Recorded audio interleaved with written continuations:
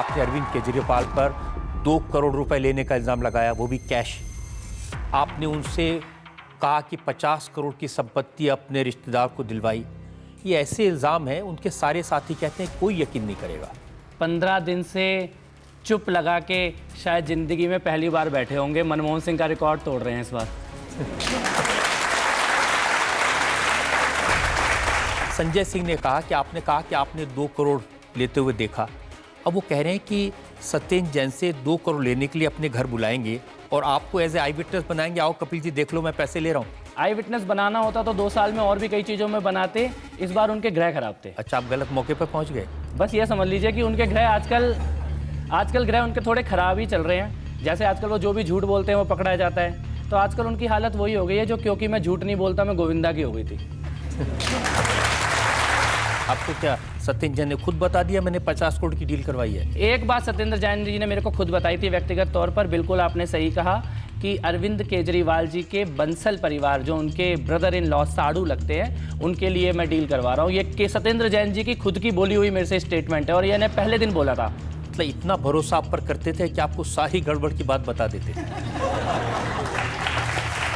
इससे ज़्यादा भरोसा मैंने किया था उन पर। सर, मैंने और मेरे जैसे हजारों लोगों ने अरविंद केजरीवाल जी को भगवान माना है, हमने उनकी पूजा की है। लेकिन मैं एक बात कहना चाहता हूं कि जिस अरविंद केजरीवाल के पीछे हम लोगों ने डंडे लाठी खाए, आंदोलन किए, और आज जो अरविंद केजरीवाल सत्येंद्र जैन जी के साथ बैठे हैं, ये अलग अलग अरविंद केजरीवाल है। आज ये वो अरविंद केजरीवाल नहीं है। ये भरोसा ही नहीं होता था कि ये आदमी भी बेईमानी कर सकता है। जितेंद्र तोमर पर फर्जी डिग्री का इल्जाम लगा, मंत्री थे।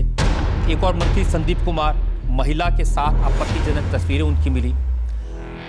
अरविंद केजरीवाल की सरकार में असीम खान मंत्री थे, रिश्वत लेते पकड़े गए। ये कहां से नगीने ढूंढ के लाए थे? तभी तो मैं कह रहा हूं साहब कि शायद उनसे गलती हो गई जो उन्होंने मेरे को बना दिया, और इस गलती के लिए जिंदगी भर पछताएंगे जरूर। जितने भी आप इल्जाम लगा रहे हैं, अब ये तो पिटारा खत्म हो गया या कुछ और भी है आपके पास में? हिंदुस्तान में जिस व्यक्ति ने केवल लोगों के ऊपर इस्तीफे मांगे आरोप लगाकर, आज जिन मामलों की जांच चल रही है केजरीवाल जी के परिवार के खिलाफ, और आज जो सवाल उनके खुद के ऊपर और उनके साथ के 1-2 साथियों के ऊपर उठे हैं, इतने में तो लालू यादव ने भी कुर्सी छोड़ दी थी। लेकिन कपिल, वो तो आपकी किसी बात का जवाब देने के लिए तैयार नहीं है और आप अनशन पर बैठे हैं। अन्ना ने एक बात बोली थी कि नाक दबाओगे तो मुंह अपने आप खुलेगा। अब इनकी नाक दबाने का वक्त आ गया। ये तो आप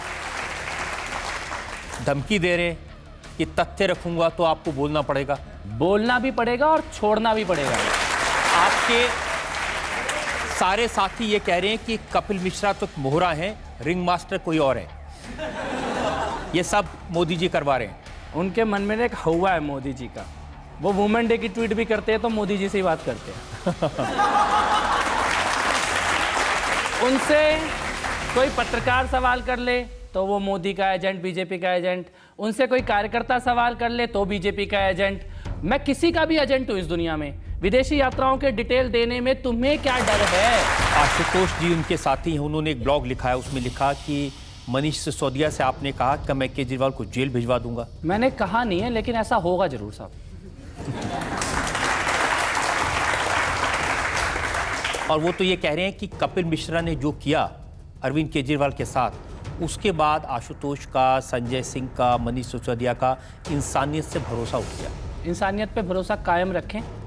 स्वर्ग और नरक दोनों यही हैं, भुगते बगैर जाने नहीं देंगे। अब देखिए, उनके साथी कह रहे हैं कि केजरीवाल जी ने आपको नेता बनाया, एमएलए बनाया, मंत्री बनाया, और आपने पीठ में छुरा फूंक दिया। मैंने शपथ अरविंद केजरीवाल जी के नाम की नहीं खाई थी, मैंने शपथ हिंदुस्तान के संविधान की खाई थी। अरविंद केजरीवाल जी मान सकते हैं कि मैंने उनको धोखा दिया, लेकिन मेरे को जो जानकारियाँ आ रही हैं सामने, उससे मुझे लगता है कि एहसान फरामोशी शायद उन्होंने करी है, उन्होंने देश को धोखा दिया है। कैसे धोखा हुआ? देखिए, अरविंद केजरीवाल जी ने तो पहले ही कह दिया था जो कुर्सी पर बैठता है करप्ट होगा। मैं बस इतना कहना चाहता हूँ, उस कुर्सी पर बैठकर तो गड़बड़ कर लोगे, इस कुर्सी पर भी तो आना पड़ेगा ना जनता की अदालत में। इसमें क्या जवाब दोगे? ये बात सही है।